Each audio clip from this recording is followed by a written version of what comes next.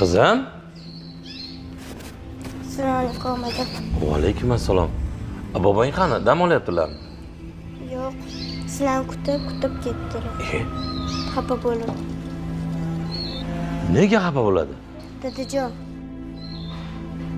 men ham sizlarga o'xshab katta bo'lib, o'zlab sizlardan xabar olmasam, kasal bo'lsanglar ham xabar olmasam, mendan xafa bo'lasizlarmi?